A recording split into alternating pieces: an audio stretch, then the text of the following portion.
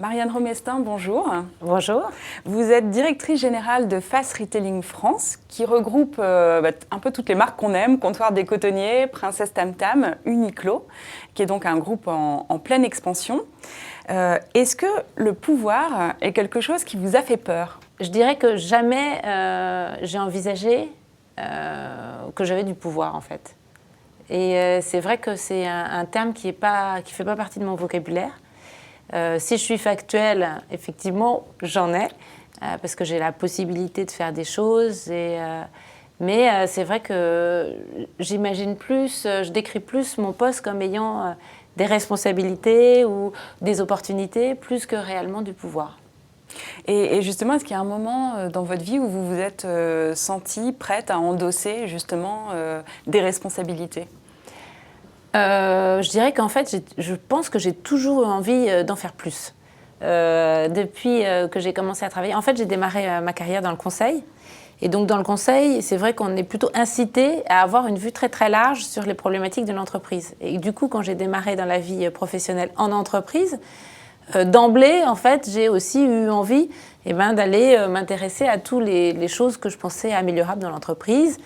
Assez rapidement, l'entreprise vous rappelle quelles sont ses règles et on m'a dit concentre-toi d'abord sur ce qui est ton périmètre. Et pour moi, ça a toujours été un peu une frustration, donc j'ai toujours eu envie de pouvoir essayer d'aller améliorer, changer, mettre en place des améliorations dans tous les domaines qui étaient proches du mien. Et du coup, je pense que c'est ça qui m'a poussée à avoir toujours envie d'en faire plus et à ce que de fil en aiguille, on m'en donne plus à faire aussi. D'accord. Vous êtes à la tête d'une famille recomposée de 5 enfants. Tout à fait. Est-ce qu'une famille, pour vous, ça doit se construire en parallèle d'une carrière ou est-ce qu'il faut faire l'un après l'autre ? Je ne sais pas dans quel ordre. Moi, je pense qu'on vit dans des mondes où les sphères professionnelles et privées, en fait, elles se confondent, elles se mélangent, elles se vivent en parallèle. Quand on a l'opportunité et l'envie d'avoir un enfant, c'est un moment où on se dit pratiquement on ne peut pas le faire et ce n'est pas des choses qui se raisonnent tant que ça.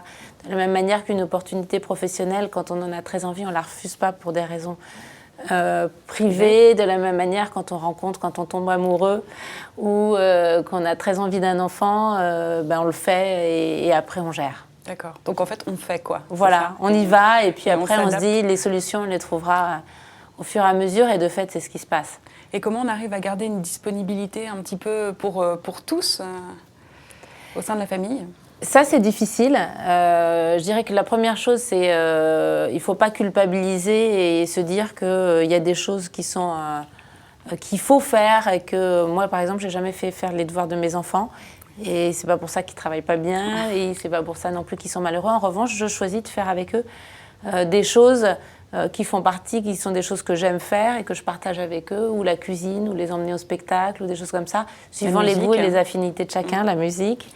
Et c'est comme ça qu'on gère notre vie ensemble. Un des éléments importants de notre vie famille, c'est les repas en famille, qu'on passe tous les 7, où on apporte beaucoup de sujets de discussion. Le week-end et voilà. pas tous les soirs. Le week-end, certains soirs. Le mercredi soir, traditionnellement, comme on est en recomposé, il y a des gardes alternés. Et du coup, le mercredi soir, on se retrouve tous ensemble et on essaye d'avoir un grand dîner tous ensemble. Et c'est vraiment des moments importants